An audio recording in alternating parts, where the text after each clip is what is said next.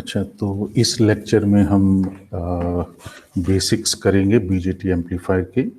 सो तो जैसे कि हमने देखा कि बीजेटी जो है वो हम कैसे उसको सर्किट में यूज़ कर सकते हैं। तो सर्किट में यूज़ करने के लिए उसको पहले बायस करना पड़ता है।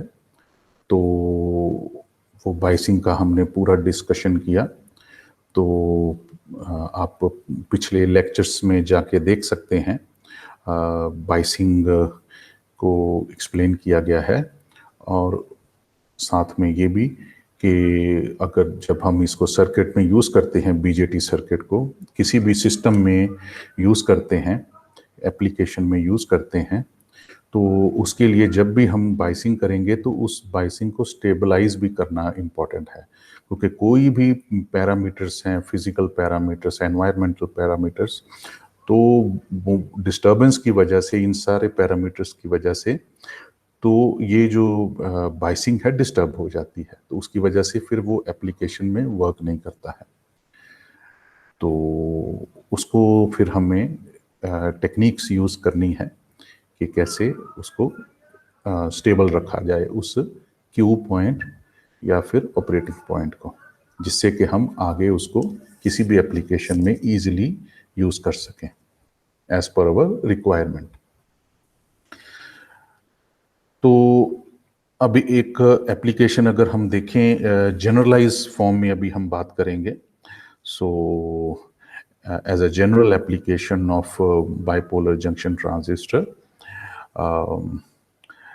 और इसके बाद हम देखेंगे FET can also be used as an amplifier. So वो भी सेम कॉन्सेप्ट्स पे है। तो वो इसके बाद हम पहले देखेंगे कि बीजेटी कैसे एम्पलीफायर की तरह वर्क करता है, और फिर उसके बाद FET कैसे वर्क करता है एज एन एम्पलीफायर।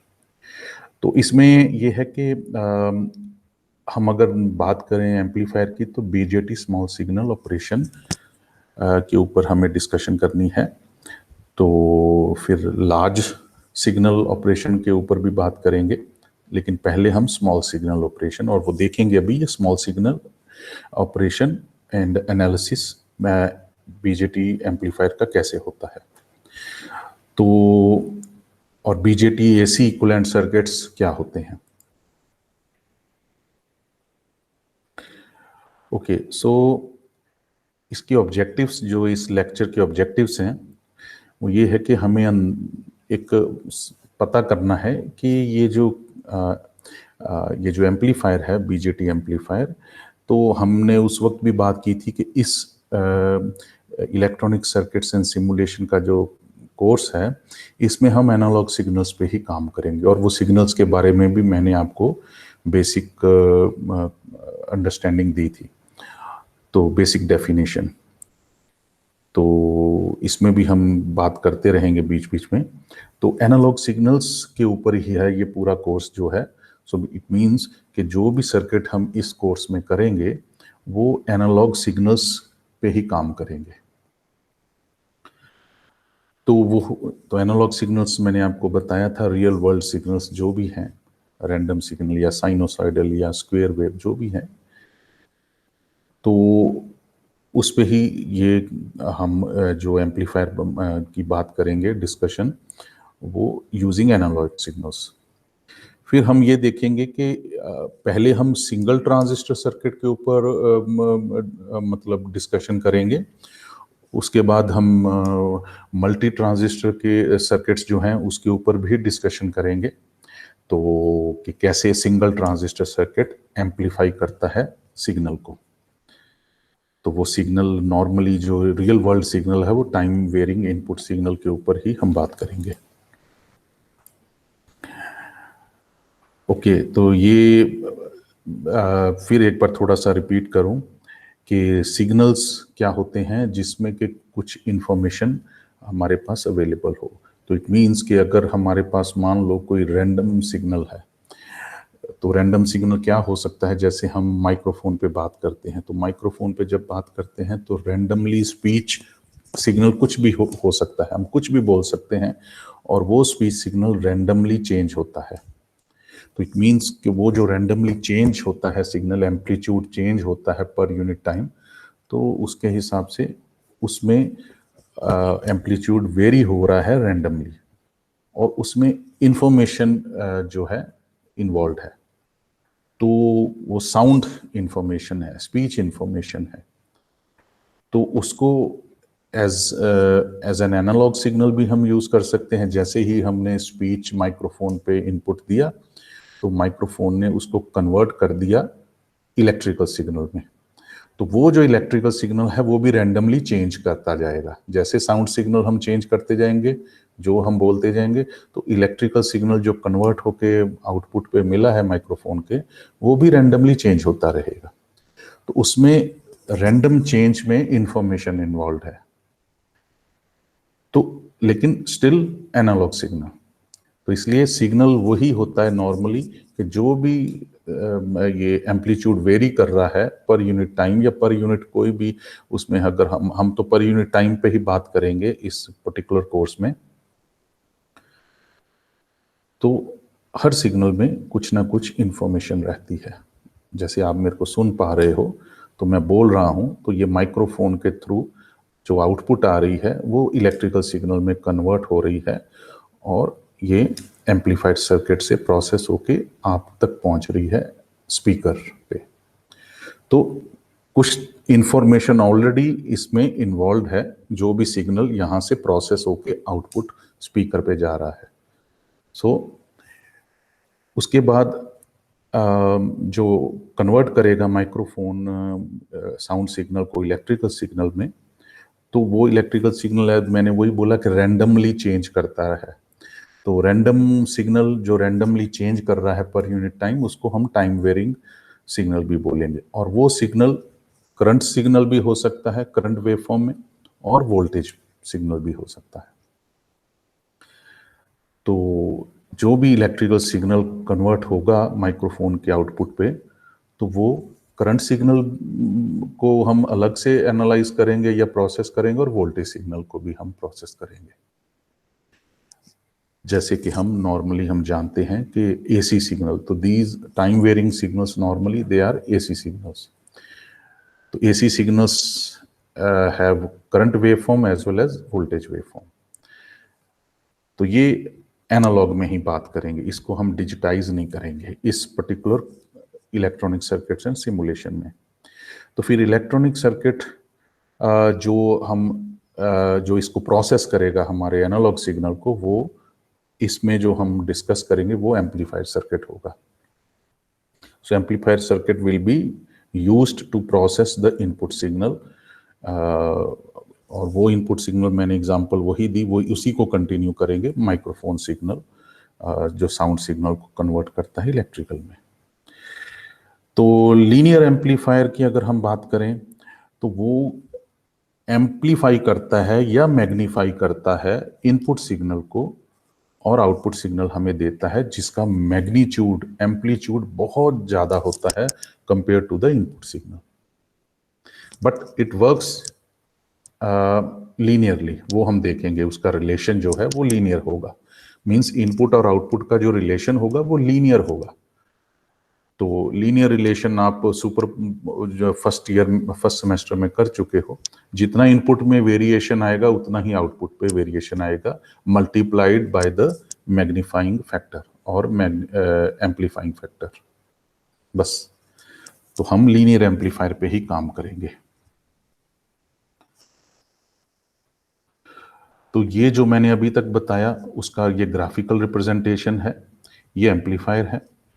इसको हमने पावर अप तो करना ही है, तो वोल्ट सप्लाई देनी है, पावर सप्लाई। तो पावर सप्लाई ये है डीसी वोल्टेज सोर्स, ये कनेक्ट कर दी हमने, और ये हमारा सिग्नल सोर्स है, या तो माइक्रोफोन से, जैसे हम यहाँ पर मैं बोल रहा हूँ और माइक्रोफोन से सिग्नल आप तक पहुँच रहा है, स्पीकर आपके पास जो वहाँ पर है, या फिर हमारे पास कोई सीडी प्लेयर है, या फिर कोई MP3 प्लेयर है, कुछ भी है, तो वो एक तरह से इनपुट सिग्नल होगा विच इज टाइम वेरिंग, जो वेरी कर रहा है। जैसे मैं बोलता जा रहा हूँ, वेरी करता जा रहा है, कभी ऊंचा कभी स्लो।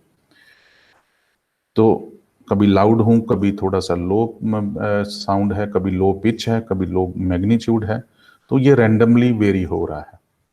तो वही वाला सिग्नल यहाँ पर प्योर रैंडम सिग्नल जो है वो एम्पलीफायर पे हम इनपुट करते हैं। फिर यहाँ प्रोसेसिंग होती है एम्पलीफायर के अंदर। तो एम्पलीफायर के अंदर प्रोसेसिंग होगी only for amplification, to increase the amplitude और magnitude of the input signal, to give us the larger amount of magnitude of at an output signal, at an output. तो यहाँ पर एम्पलीफाई होगा जो input signal है, जो randomly change कर रहा है, एसी सिग्नल जो टाइम वेरिंग सिग्नल है, और यहाँ पर आउटपुट पे हमें एम्पलीफाइड वर्जन मिल रहा है। So amplification factor can be 100, can be any value. तो अगर मान लो 1 वोल्ट सिग्नल यहाँ पर है और 10 और ये एम्पलीफायर 10 टाइम्स इसको एम्पलीफाई करता है या मैग्नीफाई करता है इनपुट 1 वोल्ट को, तो यहाँ पर हमें 10 वोल्ट्स मिल जाएगा। तो 10 वोल्ट का सिग्नल जो है वो स्पीकर पे मिलेगा हमें, तो उसका एम्पलीट्यूड काफ़ी ज़्यादा होगा, तो लाउडनेस काफ़ी ज़्यादा हो जाएगी। और ज़्यादा लाउडनेस चाहिए, अभी बेसिक बता रहा हूँ आपको, तो एम्पलीफिकेशन फैक्टर और ज़्यादा बढ़ाना पड़ेगा। तो ये हो गया ग्राफिकल रिप्रेजेंटेशन। तो ये हमारा जो इलेक्ट्रिकल सर्किट्स एंड सिमुलेशन का टॉपिक है वो इसी में है, only amplifier design. So the processor over here is, ये एक प्रोसेसर है, इनपुट एनालॉग सिग्नल को प्रोसेस करके एम्पलीफाई करके यहाँ आउटपुट पे देना। तो ये आपको याद रखना है, ये हमारा इलेक्ट्रिकल सर्किट एंड सिमुलेशन का जो सब्जेक्ट है उसमें हमारा यही काम है, डिजाइन ऐसा करें कि जिससे कि जो आउटपुट रिक्वायरमेंट हमारी है वो फुलफिल हो जाए। बट दिस इज एक ही तरह का नहीं है सर्किट, हम सर्किट अलग अलग तरह के करेंगे। ओके, फिर उसमें थोड़ा सा और कंटिन्यू करते हैं। डीसी वोल्टेज सोर्स हमने देखा अभी, जो एम्पलीफायर के साथ कनेक्ट किया हमने। तो हमने ये भी देखा एक एम्पलीफायर का जो यहाँ पर ब्लॉक डायग्राम में, ये एम्पलीफायर का जो ब्लॉक है यहाँ पर, सो ये वाला जो ब्लॉक है, तो इस ब्लॉक को बनाने में हमारे जो यूज होता है वो ट्रांजिस्टर्स हैं। तो हमने पहले देखा जब हम बाइसिंग कर रहे थे, तो कॉमन एमिटर की एग्जांपल ही ले रहा हूँ। सो ट्रांजिस्टर जो हमारे पास हैं, so we will use these transistors to work as an amplifier, can be in common emitter mode, common collector और common base mode, कोई भी हम कॉन्फ़िगरेशन रख सकते हैं उसकी। तो उसी से हम एम्पलीफाई करेंगे। तो that common emitter configuration can be called as an amplifier. तो फिर हमें आउटपुट सिग्नल, हमें वही चीज लीनियर एम्पलीफायर है, तो लीनियर एम्पलीफायर में वो लीनियर प्रोपोर्शनल होना चाहिए इनपुट के। So output must be linearly proportional to the input signal multiplied by some amplifying factor, बस। ओके, सो इसलिए हमारे पास लीनियर एम्पलीफायर चाहिए हमें। ओके, सो एनालिसिस आगे डिजाइन करने से पहले हम एक और कॉन्सेप्ट कर लें। पहले तो होगा कि इसका ब्लॉक डायग्राम दिखता कैसे है, एक तो अब इसको एनालाइज कैसे करना है। तो डीसी एनालिसिस एक हम करेंगे, जबकि डीसी वोल्टेज सोर्स की वजह से हमें डीसी एनालिसिस करना है। और टाइम वेरिंग सिग्नल सोर्स है, जैसे कि माइक्रोफोन है वो भी एक सिग्नल सोर्स है, सीडी प्लेयर है वो भी एक सिग्नल सोर्स है, और वो सिग्नल सोर्स हम जानते हैं एसी सिग्नल है, टाइम वेरिंग सिग्नल। उसके लिए हमें एसी एनालिसिस करना है। तो we need to analysis, one is DC analysis, another one is AC analysis.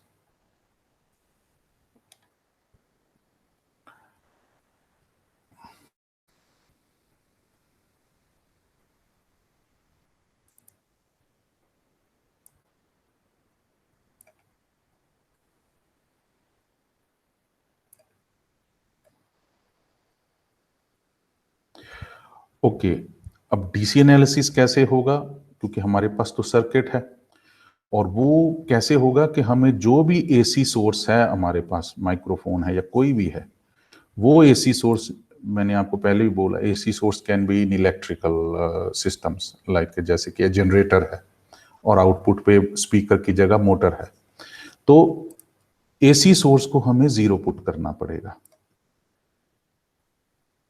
So AC source को हमने 0 कर दिया तो हम डीसी एनालिसिस परफॉर्म कर सकते हैं।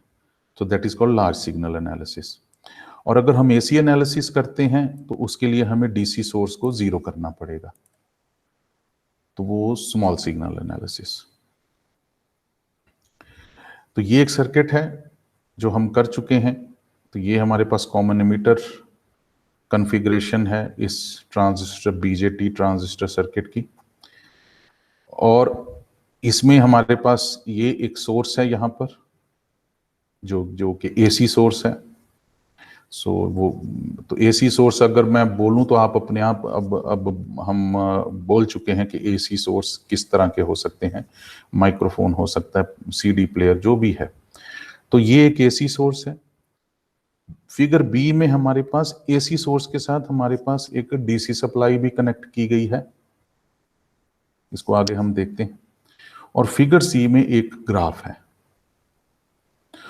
और ये जो ग्राफ है वो है दिस द इनपुट, ये जो इनपुट है Vi, so this is an input voltage, so means the source voltage, और ये है आउटपुट वोल्टेज, सॉरी ये सप्लाई वोल्टेज जो है यहां पर Vcc। तो और इन दोनों के बीच में जो रिलेशन है वो ये शो कर रहा है। सो हम ऑलरेडी जान चुके हैं कि ट्रांजिस्टर ही मेन कंपोनेंट है एम्पलीफायर में, तो it's called as a heart of amplifier. इसी की वजह से ही पूरा एम्पलीफायर वर्क करेगा। तो हम ये भी जान चुके हैं कि हम लीनियर एम्पलीफायर चाहते हैं, तो ट्रांजिस्टर को लीनियर स्पेस में वर्क करवाना पड़ेगा। और हम वो करेक्टरिस्टिक्स जो ग्राफ्स हैं, इनपुट करेक्टरिस्टिक्स और आउटपुट करेक्टरिस्टिक्स, तो हम जानते हैं। So input characteristics of common emitter, let's say a common emitter amplifier. So common emitter configuration में input characteristics और output characteristics, ये दो ग्राफ है हमारे पास। तीसरा ग्राफ है ट्रांसफर कैरेक्टरिस्टिक्स, वो आगे मैं बताता हूँ। तो पिछली स्लाइड में भी था, आगे मैं एक्सप्लेन करता हूँ। तो उसमें हमें बस ये देखना है कि ये जो ट्रांजिस्टर है लीनियरली वर्क करना चाहिए। तो जो रिलेशन है इनपुट और आउटपुट का वो लीनियर होना चाहिए, वो हम देखेंगे कैसे। अब फिगर ए, जो इनपुट सिग्नल है वो डीसी और एसी सिग्नल दोनों हैं उसमें। फिगर बी, उसमें हमने डीसी वोल्टेज भी रख लिया, और डीसी वोल्टेज हमने पहले किया हुआ है जब बाइसिंग की थी हमने, तो बाइसिंग करने के लिए भी हमने रख दिया। और जो फिगर सी है वो हमारे पास वोल्टेज ट्रांसफर कैरेक्टरिस्टिक ग्राफ है, वो देखते हैं ये वाला। तो इसमें एसी सोर्स है, कुछ इसका डीसी कंपोनेंट भी होगा। हम आप हार्मोनिक एनालिसिस आपने जब किया है पिछले सेमेस्टर में, तो उस हार्मोनिक एनालिसिस में आपने देखा है कोई भी सिग्नल है इलेक्ट्रिकल सिग्नल, उस इलेक्ट्रिकल सिग्नल का एक डीसी कंपोनेंट होता है और बाकी फंडामेंटल कंपोनेंट और ये हार्मोनिक कंपोनेंट्स होते हैं। तो वही यहां पर हमारे पास एक सोर्स है जिसमें डीसी कंपोनेंट भी है और बाकी हार्मोनिक कंपोनेंट्स भी हैं। और यहां पर सेम वही है हमारे पास सिग्नल, एसी सोर्स जो है। फॉर एग्जांपल माइक्रोफोन अगर है तो उसमें एक कुछ डीसी कंपोनेंट भी होगा हमारे पास। जब भी हम किसी सिग्नल को एनालाइज करते हैं तो आप उसको जब ब्रेक करते हो तो ब्रेक करते वक्त आप देखते हो डीसी कंपोनेंट और बाकी हार्मोनिक कंपोनेंट्स होते हैं। फर्स्ट हार्मोनिक जिसको फंडामेंटल बोलते हैं, एंड सो ऑन, वो है। और प्लस ये बाइसिंग के लिए एक सप्लाई है जो हम बाइसिंग सर्किट में कर चुके हैं। तो हमारे पास एक इनपुट डीसी सप्लाई है जो बाइसिंग के लिए हमें क्यू पॉइंट बनाने के लिए यूज करनी है। तो क्यू पॉइंट मान लो हमने यहां पर पॉइंट आउट किया है, ये जो ट्रांसफर कैरेक्टरिस्टिक्स है। ट्रांसफर कैरेक्टरिस्टिक्स का मतलब ये है कि एक इनपुट सर्किट की सप्लाई जो सोर्स है, सिग्नल सोर्स है इनपुट सर्किट का और आउटपुट सर्किट का। So what is the relation between the input source and the output source? So इन दोनों के बीच में तो फिर वो क्या है, इसका मतलब हम ट्रांसफर कर रहे हैं, कैरेक्टरिस्टिक्स को ट्रांसफर कर रहे हैं। इनपुट कैरेक्टरिस्टिक्स क्या है? वो दोनों इनपुट पैरामीटर्स के बीच में है। वो एक बार फिर मैं नेक्स्ट में दिखाऊंगा। तो इसमें हमने मान लो क्यू पॉइंट यहाँ पर डिसाइड कर लिया, जो मैं पहले डिटेल में समझा चुका हूँ। तो ये क्यू पॉइंट यहाँ पर जब हमने फाइंड आउट मान लो हमने यहाँ डिसाइड किया, तो इसको जब प्रोजेक्ट करते हैं ऑन हॉरिजॉन्टल एक्सिस तो हमारे पास ये वोल्टेज आ जाती है VBB, जो हमने यहाँ सेट की है। और इसको जब हम यहाँ प्रोजेक्ट करते हैं वर्टिकल लाइन Y एक्सिस पे, तो हमारे पास आ जाती है VCE, जो कि यहाँ आउटपुट है। ये इनपुट वोल्टेज हुई X एक्सिस पे, Q पॉइंट का जो प्रोजेक्शन यहाँ लिया। ये आउटपुट वोल्टेज हुई, जो ये VO के बराबर होगी। ये तो यहाँ पर क्योंकि यहाँ रेजिस्टेंस नहीं है तो ये VO के बराबर होगी। So VCE will be equal to VO, क्योंकि कलेक्टर और एमीटर के बीच में है वोल्टेज, तो एमीटर ग्राउंडेड है, तो इट मींस कलेक्टर और ग्राउंड के बीच में हो गई हमारी वोल्टेज ये वाली। क्योंकि हमने इसको क्यू पॉइंट रखा तो इसलिए इसको VCE क्यू बोल दिया हमने। So this Q point is having the output voltage here and input voltage here. तो ये हमारे पास एक पॉइंट आ गया, वैल्यू आ गई। तो ये ट्रांसफर कैरेक्टरिस्टिक्स हमारे पास हुए कि इतनी इनपुट वोल्टेज हम अगर रखते हैं तो हमारे पास इतनी आउटपुट वोल्टेज मिलेगी हमें एट द आउटपुट। तो ये इनपुट सिग्नल है, ये आउटपुट सिग्नल है। यहां एम्पलीफाइड शो किया है। जब हम न्यूमेरिकल करेंगे तो हम एक्चुअली कैलकुलेट करके देख सकते हैं कि वाकई ये जो इनपुट सिग्नल है इसका एम्पलीफाइड वर्जन यहां पर मिलेगा। तो ये हमारे पास हो गया characteristics, the transfer characteristics, relation between input signal जो कि ये है एंड द आउटपुट सिग्नल जो कि यहां पर है, जो मैं आपको बता चुका हूं कि यहां पर हम स्पीकर कनेक्ट करते हैं एट VO, तो वो यहां पर है। तो VO की मैक्सिमम वैल्यू होगी VCC, वो जो मैं लोड लाइन के वक्त बता चुका हूं आपको। ओके, सो ये सैचुरेशन रीजन हो गया ट्रांजिस्टर का, ये कट ऑफ रीजन हो गया ये पूरा। ये हमारे पास लीनियर रीजन है जिसको एक्टिव रीजन भी बोलते हैं। तो ये लीनियरली वर्क करेगा यहां पर, और इसी लीनियर स्पेस में हमें ट्रांजिस्टर को वर्क करवाना, इसलिए हम इसको लीनियर एम्पलीफायर बोलेंगे, क्योंकि एम्पलीफायर इसी लीनियर रीजन में ही वर्क कर रहा है, ये वाला। तो इस लीनियर रीजन में क्यू पॉइंट को ऑपरेट करवा रहे हैं हम, तो इसीलिए इसका नाम लीनियर ट्रांजिस्टर एम्पलीफायर हुआ। तो ये आपको याद रखना है। ओके, तो क्यू पॉइंट हमने फाइंड आउट कर लिया बाइसिंग टेक्निक यूज करके। जो मैंने 4 बाइसिंग टेक्निक्स आपको बताई थी, उन चारों में से कोई भी बाइसिंग टेक्निक आप यूज कर सकते हैं। अब हमारे पास जो टाइम वेरिंग सिग्नल है, जो साइनोसॉइडल सिग्नल मान लो, या AC सिग्नल जिसको हमने बोला, ठीक है ना, जो VI है ये वाला, तो इस सिग्नल को हम फिर सुपर इम्पोज करेंगे जो DC इनपुट वोल्टेज है VBB, ये वाला VBB, फिगर B में जो हमने दिया था, जिसको यूज किया है बाइसिंग के लिए। सो उसी हिसाब से फिर हमारे पास जो आउटपुट वोल्टेज है वो चेंज होगी with respect to the time varying voltage. तो वो ये है, ये वाला, ये रीजन। जैसे जैसे हम इसको क्यू पॉइंट को ऊपर नीचे करते जाएंगे ये VBB चेंज होता जाएगा, उसी हिसाब से VCE means VBB means input very होता जाएगा, उसी हिसाब से आउटपुट वेरी होता जाएगा। अगर हम इस क्यू पॉइंट को बाइसिंग चेंज करते हैं, VBB की वैल्यू चेंज कर देंगे, ज्यादा वोल्टेज वाली बैटरी लगा देंगे तो क्यू पॉइंट थोड़ा सा ऊपर आ जाएगा।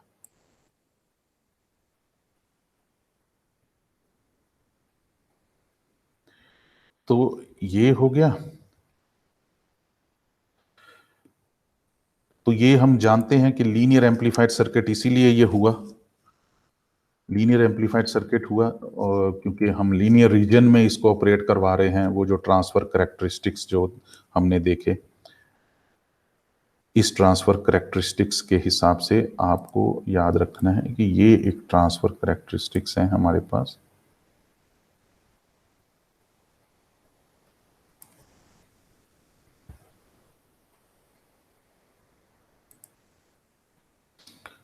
तो ये हमारे पास ट्रांसफर करैक्टरिस्टिक्स हैं। तो इस ट्रांसफर करैक्टरिस्टिक, ये जो पूरा ट्रांसफर करैक्टरिस्टिक्स का ग्राफ है, इसमें ये वाला जो रीजन है ये लीनियर रीजन है। तो हमें जब इसको एम्पलीफायर ऑपरेट करना है बीजेटी को, तो इसी रीजन में ऑपरेट करना पड़ेगा इस बीजेटी को। तो क्यू पॉइंट यहां से लेके और यहां से लेके इसी के बीच में ही रहना होगा, इसलिए इसको लीनियर एम्पलीफायर बोलते हैं। तो मैं आपको फिर वही बता दिया। ओके, तो और कट ऑफ और सैचुरेशन में तो बाइसिंग नहीं होती है। अच्छा, उससे पहले मैं आपको ये बता दूं, डीसी वैल्यूज, क्योंकि हम अब देख चुके हैं एसी सिग्नल भी है, डीसी सिग्नल भी है, मिक्सचर भी है। तो मिक्सचर जो मैंने बोला कि जैसे माइक्रोफोन सिग्नल है, it is a mixture of AC and DC. तो ये सारे जो सिग्नल्स हैं अलग अलग तरह के, उनको डिनोट जब करते हैं वो भी अलग अलग ही करेंगे। तो मान लो अगर प्योर डीसी वैल्यू है जो बाइसिंग के लिए मान लो यूज होती है, वो वीबीबी जो है, उसको हम इस तरीके से लिखेंगे। क्योंकि वीबीबी की वजह से हमारे पास करंट जो आएगा वो आईबी आएगा, वो कैपिटल लेटर्स में आएगा। उसकी वजह से जो वोल्टेज होगी वो भी कैपिटल्स में होगी। तो डीसी वैल्यूज जो भी होंगी वो कैपिटल्स में। तो क्वांटिटी आई कैपिटल और उसका जो बेस है वो भी कैपिटल, जो सफिक्स हम बोलते हैं। और जब इंस्टेंटेनियस एसी वैल्यू है, जैसे माइक्रोफोन में अभी मैं बोल रहा हूं, ये इंस्टेंटेनियस स्पीच सिग्नल जा रहा है, तो वो कन्वर्ट हो रहा है इंस्टेंटेनियसली, और वो एम्पलीफायर्स में प्रोसेस होके स्पीकर पे इंस्टेंटेनियसली जा रहा है। तो वो जो सिग्नल हैं, एसी सिग्नल्स जो वेरी हो रहे हैं हर बार में हम बोल रहे हैं, वो चेंज हो रहा है, तो वो हम डिनोट करेंगे आईबी से। So that speech signal converted into voltage and current is like this, lower case I and lower case b, same over here voltage।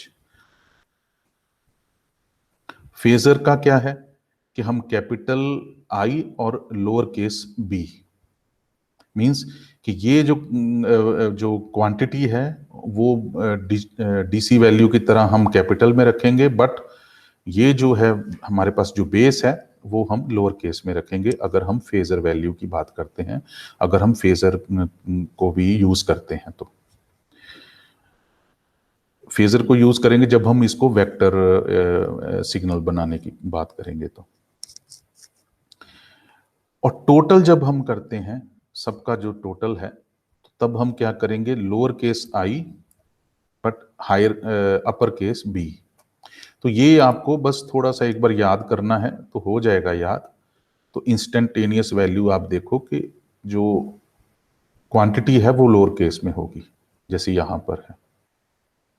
आप आराम से याद कर सकते हैं, इंस्टेंटेनियस होगा तो क्वांटिटी को लोअर केस करना है, एसी और डीसी होगा तो इसको भी लोअर करना है, एसी के लिए इसको भी लोअर करना है, इंस्टेंटेनियस के लिए सिर्फ इसको लो करना है।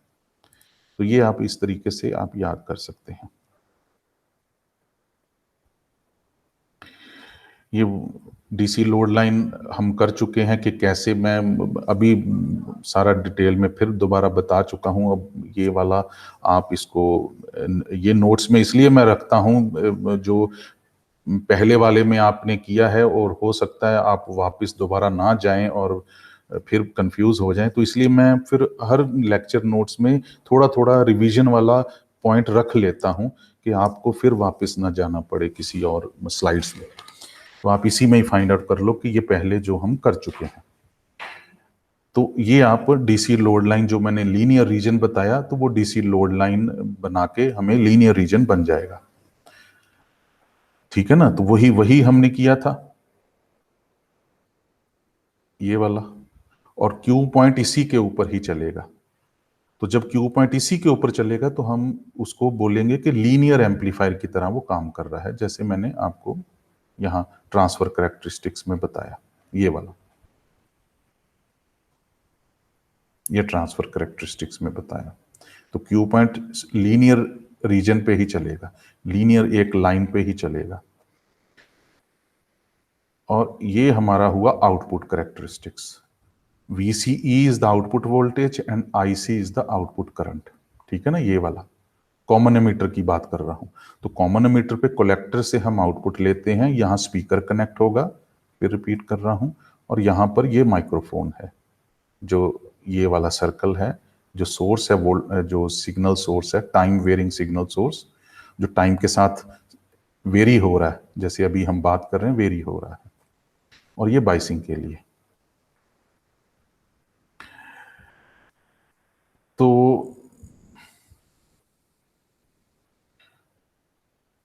ये हो गया इनपुट सिग्नल करेक्टरिस्टिक्स और input characteristics of a common emitter amplifier. तो इनपुट करेक्टरिस्टिक्स क्या होगा? Relation between the input voltage VBE and the input current IB। Current और वोल्टेज दोनों इनपुट सर्किट के हैं, जो इनपुट लूप KVL हम दो लूप्स रखते थे, एक इनपुट लूप और एक आउटपुट लूप, और ये इनपुट लूप का करेक्टरिस्टिक है, और आउटपुट करेक्टरिस्टिक्स जो है वो आउटपुट लूप का करेक्टरिस्टिक्स है। ये मैं फिर रिपीट कर रहा हूं, ठीक है। तो ये VBE और IB में हुआ, और ये हमारा क्यू पॉइंट हुआ इनपुट करेक्टरिस्टिक्स में, ये वाला। तो अगर हम इसको प्रोजेक्ट करते हैं एक्स एक्सिस पे, ये हमारे पास VBEQ हुआ, क्योंकि ये क्यू पॉइंट का वैल्यू है। So VBE can range from this point 0 to infinity, let's say, यहां पर। लेकिन 0.7 हम जानते हैं सिलिकॉन के लिए, 0.7 पे ये ऑपरेट करना शुरू हो जाता है। और ये IBQ हुआ, IB can range from here origin to any value over here. और ये लेकिन हमने क्यू पॉइंट रखा है, जिसको ऑपरेटिंग पॉइंट बोलेंगे। तो ये हमारा IBQ और ये VBEQ हुआ।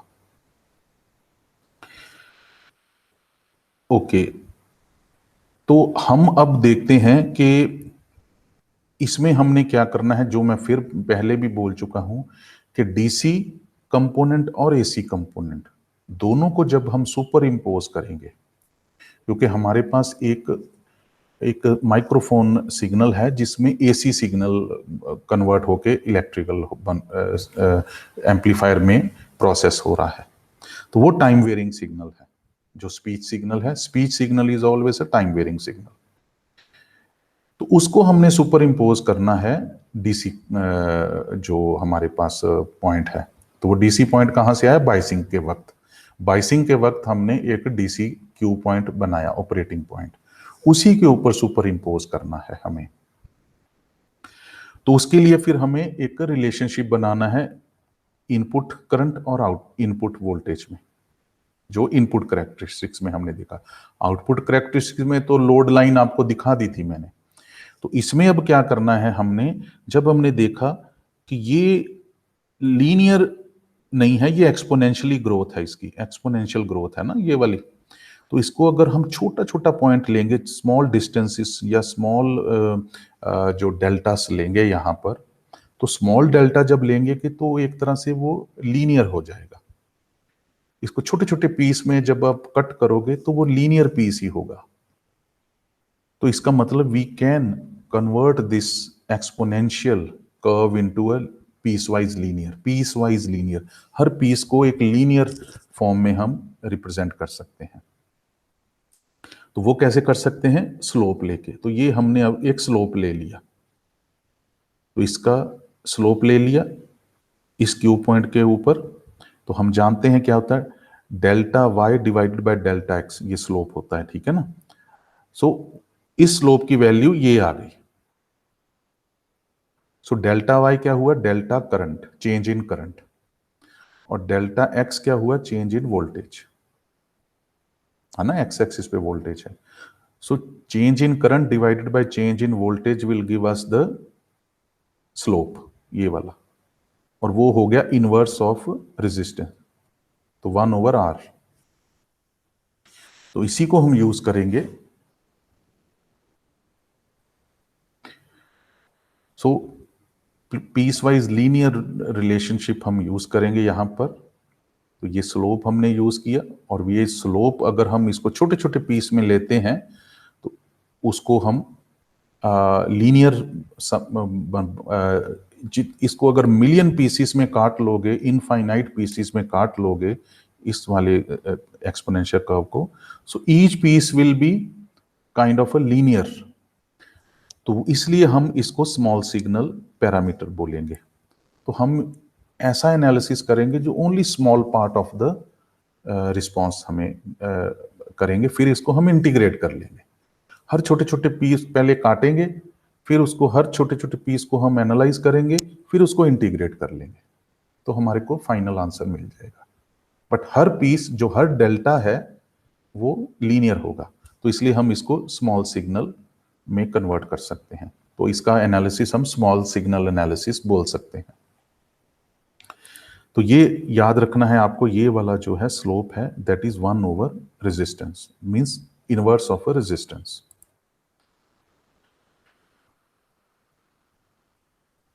एक मॉडल बनाने से पहले एक बेसिकली आप रिवाइज कर लो, ये आप कर चुके हो बेसिक इलेक्ट्रॉनिक्स में, थोड़ा सा रिवाइज करना है।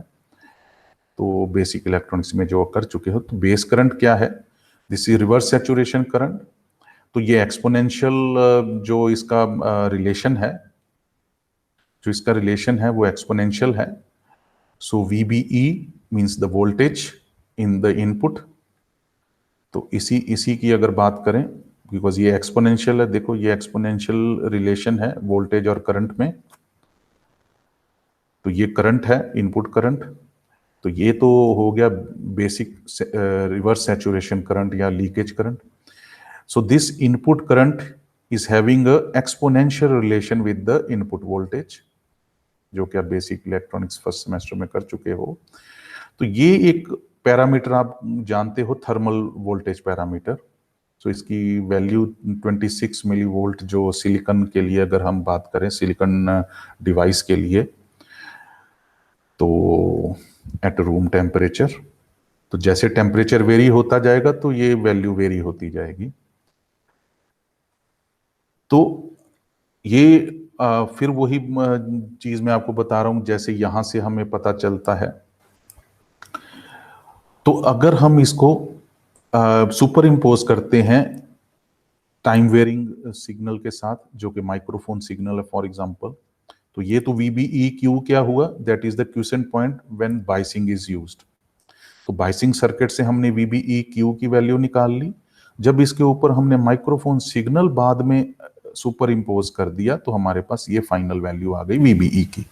तो अब VBE सिर्फ DC वोल्टेज नहीं है, जो बाइसिंग वोल्टेज नहीं है, प्लस माइक्रोफोन वोल्टेज भी है, दोनों को सुपर इम्पोज किया तो ये एक्चुअल वैल्यू आ गई हमारे पास। तो फिर हमने इसकी जगह भी ये वैल्यू लिख दी।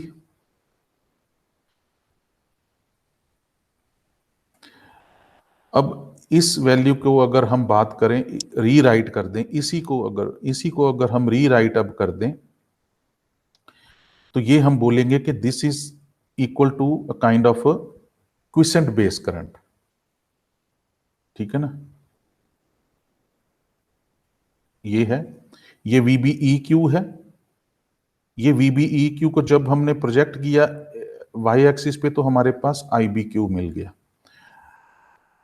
तो इस मैथमेटिकल रिलेशन से भी हम बता सकते हैं कि ये तो रिवर्स सैचुरेशन करंट है, VBEQ divided by VT, which is exponential, और multiply by this reverse saturation current. ये हमारे पास मिल गया, टोटल मिला के ये हमारे पास मिल गया IBQ।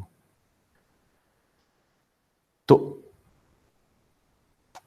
इस इक्वेशन को अगर हम यहां पर अब रखें, IB इज इक्वल टू, ये सारा इसको रीअरेंज करके, VB very very less than VT, जब ये होता है तो हम एक्सपोनेंशियल टर्म को हम टेलर सीरीज यूज करके तो एक्सपेंड कर सकते हैं।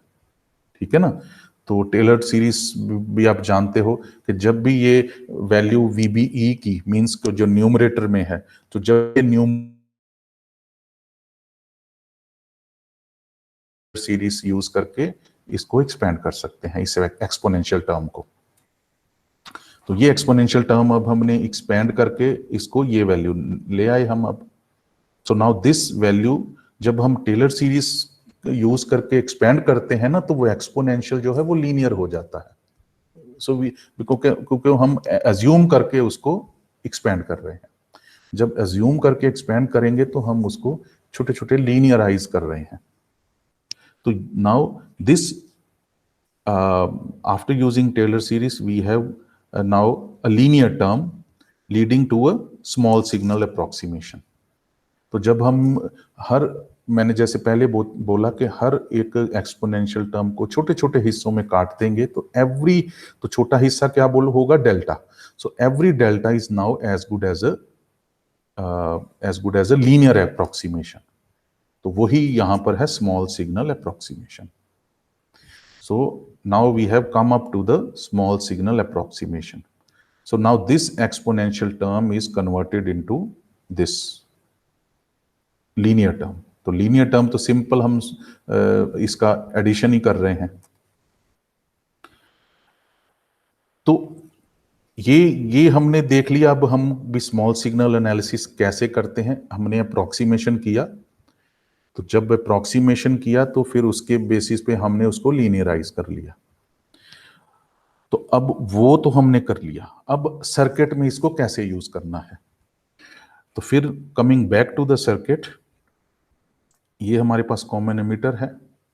सो common emitter circuit, so this is an input circuit and this is an output circuit. अब आगे जाने से पहले थोड़ा सा देखना है कि ये अब हमारे पास एक बाइसिंग सर्किट है, ये वाला, ये एक बाइसिंग सर्किट है हमारे पास, ये वाला। तो वोल्टेज डिवाइडर बाइस हमने यूज किया है, इसको देख के हमें अंदाजा होता है। लेकिन अब हमने डायरेक्ट इसको कनेक्ट नहीं किया है इनपुट सोर्स के साथ,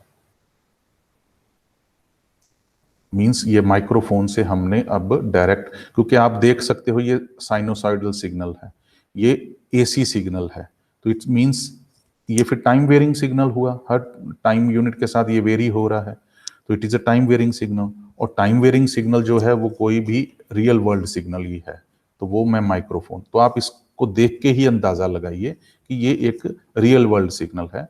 सो दिस इज माइक्रोफोन सिग्नल। तो जब हमने ये रियल वर्ल्ड सिग्नल कनेक्ट कर दिया तो हम डायरेक्टली कनेक्ट नहीं कर रहे हैं इस बाइसिंग सर्किट से, तो हम अब क्या कर रहे हैं, हम अब थ्रू सम कैपेसिटर इसको कनेक्ट कर रहे हैं। अब आउटपुट में जो स्पीकर है, यहां पर जो लोड हमने यहां डिनोट किया है, सो ये स्पीकर कनेक्ट हुआ है which is a load to this common emitter amplifier, ये भी कैपेसिटर के थ्रू ही कनेक्ट हुआ है। अब बेस पे भी कैपेसिटर लगा दिया, कलेक्टर पे भी कैपेसिटर लगा दिया, अब ये एमीटर पे भी एक कैपेसिटर लगा दिया। ओके, तो स्टार्ट विद यहां एक कैपेसिटर लगाया है that is called C in, capacitor C in, so input capacitor. ये क्यों लगाया है, it is actually a kind of a decoupling capacitor. तो मीन्स कि हम जानते हैं, जो मैंने पहले भी आपको बताया, वी इन वी आई जो था, it is a mixture of AC and DC signal, जो पिछली स्लाइड्स में आप जाके देखिए।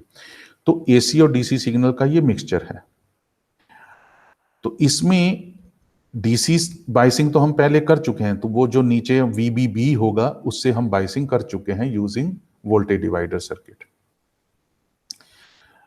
तो वो ये VTH निकालेंगे यहां से, तो वो सारा एनालिसिस हम करके देख लेंगे कि बाइसिंग सर्किट यूज करके तो कितना बाइसिंग क्यू पॉइंट कितना आया। तो क्यू पॉइंट हम कर चुके हैं।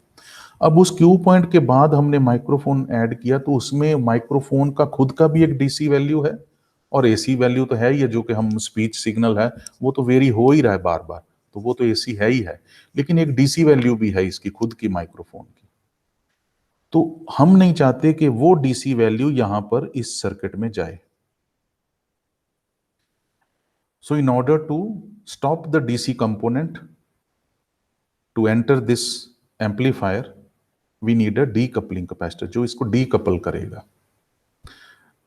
तो it means it will block the DC component to enter into the amplified circuit। तो ये ब्लॉक कर देगा डीसी सिग्नल को। तो डीसी सिग्नल नहीं फिर यहां पर एंटर होगा, only AC signal will be connected to the biasing circuit over here और अ ट्रांजिस्टर एम्पलीफायर। तो इसलिए हम यहां पर कैपेसिटर लगाते हैं to remove the DC component of a input signal. ठीक है, आप जानते हो capacitor blocks the DC signal. तो ये हो गया। अब आउटपुट पे भी हम नहीं चाहते हैं कि डीसी कंपोनेंट आउटपुट पे स्पीकर पे जाए, तो इसलिए वो भी डीकपल हो जाए, डिस्कनेक्ट हो जाए DC component. Only AC component जो है या हार्मोनिक्स जो है वही जाए यहाँ आउटपुट पे, डीसी कंपोनेंट ना जाए। तो इसलिए हमने यहां पर भी एक डीकपलिंग कैपेसिटर लगा दिया। So these two are called decoupling capacitors because they are used to decouple the DC components. अब ये एक और कैपेसिटर है, क्योंकि ये कैपेसिटर अब किसी कंपोनेंट के साथ कनेक्टेड नहीं है। ये वाला बेस के साथ कनेक्टेड था, इधर ये सप्लाई जो सिग्नल सोर्स के साथ कनेक्टेड था, इधर ये स्पीकर के साथ लोड के साथ कनेक्टेड है, इधर ये सिर्फ ग्राउंड के साथ कनेक्टेड है। That's why it is called a bypass capacitor. तो बाईपास कैपेसिटर क्यों चाहिए?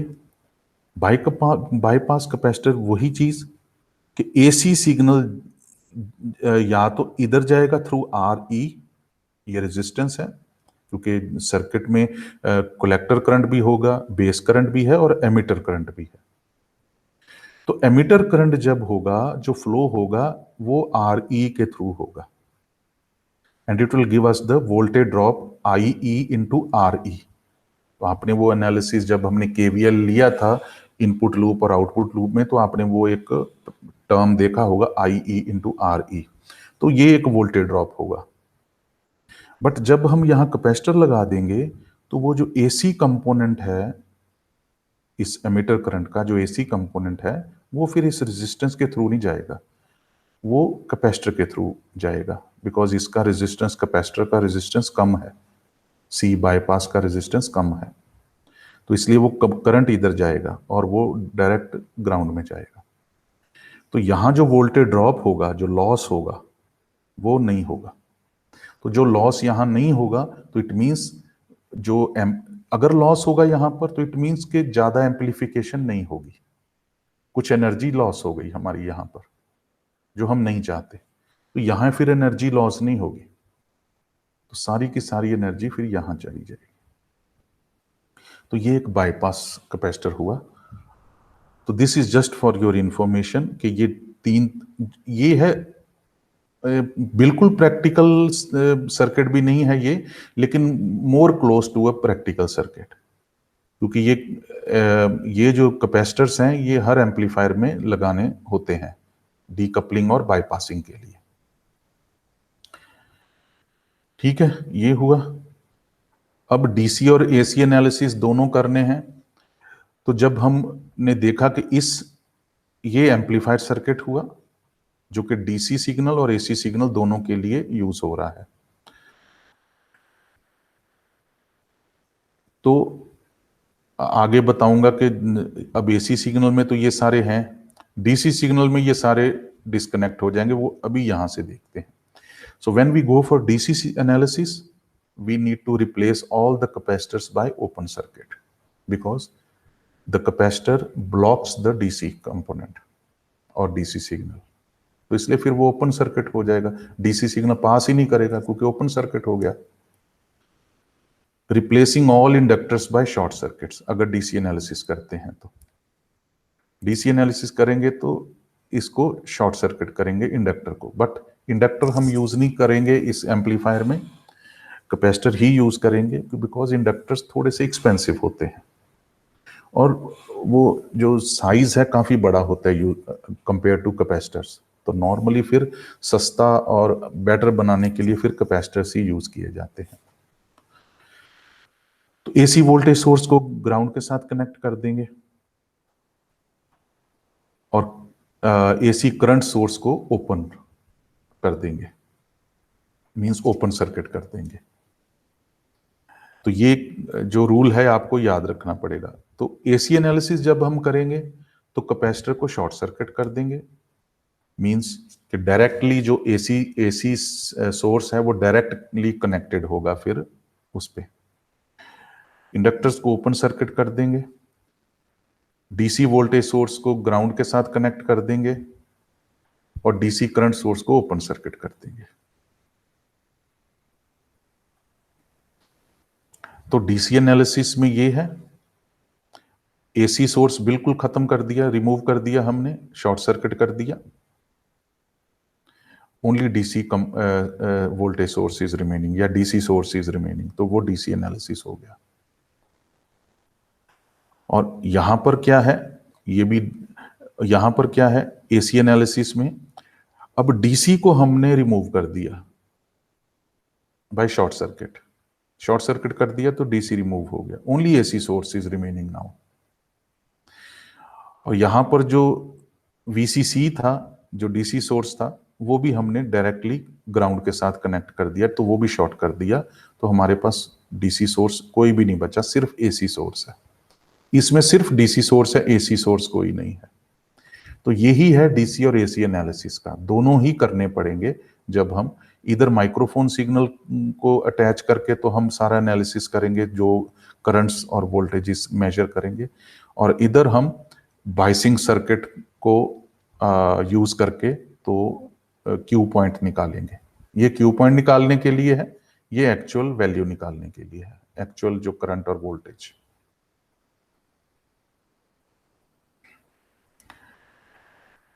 तो ये सारा मैं बता चुका हूं, ये सारा बस एक समराइज कर रहा हूं इक्वेशंस को। ये सारी इक्वेशंस ये हम देख चुके हैं पहले पिछले वाले में, तो ये सारे हम कर चुके हैं। तो थर्मल वोल्टेज आप याद होगा आपको, it is 25 millivolt room temperature. तो ये हमारे पास अगर डीसी एनालिसिस करना है, अगेन मैं वही चीज जो अभी पीछे रूल्स बताए, उन रूल्स के हिसाब से जब डीसी एनालिसिस करना है, इनको ओपन सर्किट करना पड़ेगा, ये कैपेसिटर्स को, क्योंकि DC capacitors blocks the DC, तो इट मींस वो ओपन सर्किट होंगे तो ब्लॉक होगा, तो फिर ये सिंपल बाइसिंग सर्किट रह जाएगा। तो वहीं से डीसी एनालिसिस करेंगे जो हम बाइसिंग सर्किट में करते हैं to find out the Q point. तो बस ये आज का रखते हैं, ये बस लास्ट वाला ये स्लाइड करता हूं आज और फिर इसको खत्म करते हैं। तो ये हमारे पास एक सर्किट है, सेम वही जो मैंने बताया, ये एक डीसी सोर्स लगाया है हमने, वोल्टेज करंट फ्लो कर रहा है, सर्किट क्लोज है। अब हमने एसी सोर्स यहां ऐड कर दिया। तो जब एसी सोर्स हमने ऐड कर दिया तो हमें फिर अब सुपरपोजिशन थ्योरम यूज करनी पड़ेगी, because we need to superimpose DC and AC, जो मैं पिछली स्लाइड्स में बता चुका हूं। तो वो कैसे होगा, अब ये डीसी है, डीसी कंपोनेंट मैं बोलूंगा यहां पर, डीसी वैल्यू भी हो सकती है जो बाइसिंग के लिए हम यूज करते हैं, वीबीबी। और जब एसी सिग्नल माइक्रोफोन ऐड करते हैं वीबीबी के साथ, तो उस माइक्रोफोन या एसी सिग्नल का भी अपना खुद का एक डीसी कंपोनेंट है। वो आप जानते हो, जब हम जानते हैं कोई भी सिग्नल है तो उसको हम जब एक्सपेंड करते हैं, उसको एक्सपेंड जब करेंगे यूजिंग फोरियर सीरीज, तो वो फिर एक डीसी कंपोनेंट होगा प्लस हार्मोनिक्स होगा। तो उस सिग्नल का ये मान लो डीसी कंपोनेंट है और ये सारे एसी कंपोनेंट्स हैं। तो वो एसी अब यहां ओरिजिन पे नहीं होगा, जीरो लाइन पे नहीं होगा, वो एक तरह से हम बोलेंगे कि वो शिफ्ट हो गया उसका लेवल, तो उसका क्लैंपिंग हो गई है। So it has been clamped, तो वो क्लैंपिंग होके वो ऊपर की वैल्यू आ जाएगी। तो अब उसकी जो वैल्यू होगी करंट की, वो दोनों का एडिशन हो जाएगी, सम हो जाएगी। तो वो चीज भी हमें देखनी होती है कि उसकी वजह से ट्रांजिस्टर डिस्ट्रॉय भी हो सकता है, बर्न भी हो सकता है, क्योंकि वो रेटिंग से ऊपर अगर चला जाता है इसकी वैल्यू तो इसलिए डीसी वैल्यू, डीसी कंपोनेंट की वैल्यू फाइंड आउट करना बड़ा इंपॉर्टेंट है कि अगर ये डीसी कंपोनेंट क्लैंप होके काफी ऊपर चला जाएगा तो हो सकता है ट्रांजिस्टर इतना करंट सस्टेन ना कर सके और बर्न अप हो जाए। तो इसलिए हमें डीसी और एसी दोनों एनालिसिस करने जरूरी हैं। डीसी तो हमने कर लिया यूजिंग बाइसिंग, अब एसी करना है। बाइसिंग से हमने क्यू पॉइंट कर लिया, तो ये कैसे करेंगे? यूजिंग ट्रांजिस्टर मॉडलिंग, ये नेक्स्ट क्लास में करेंगे। थोड़ा सा मैंने ज़्यादा डिटेल में बता दिया, शुरू शुरू में ज़्यादा डिटेल में बताऊंगा तो आपके सारे डाउट्स क्लियर होते जाएंगे, क्योंकि मैं जो पिछली क्लास में रिपीट, जो कि पिछली क्लास में समझाया है वो आज भी रिपीट किया है कुछ कुछ चीज़ें, मतलब कुछ पैरामीटर्स। ये टॉपिक तो बिल्कुल नया था बीजेटी एम्पलीफायर्स का, लेकिन कुछ जो बेसिक डेफिनेशंस और बेसिक टर्मिनोलॉजीज थी, बाइसिंग और क्यू पॉइंट, ये मैंने एक्सप्लेन थोड़ा थोड़ा फिर भी किया है कि फिर आपको अगर भूल गया है थोड़ा सा फिर याद आ जाए।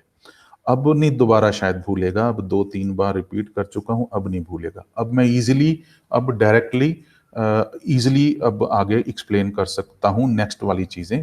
तो आप पिछली चीजें अब आराम से, अब टाइम वेरिंग सिग्नल बोलूंगा तो अब अपने आप अंदाजा लगा लोगे कि वो टाइम वेरिंग सिग्नल जो एक्चुअल रियल वर्ल्ड सिग्नल है वही है, फॉर एग्जाम्पल। तो इसी तरह से अब मुझे अब वो चीजें जो है बेसिक डेफिनेशंस रिपीट नहीं करनी पड़ेंगी। बाद में फिर हम इसको इजीली सारे मॉडल्स करेंगे। तो हमें इसमें 3 मॉडल्स करने हैं। तो ये पहला मॉडल हम करेंगे नेक्स्ट क्लास में, और हर मॉडल के अपने एडवांटेजेस और डिसएडवांटेजेस हैं, ये हम देखेंगे।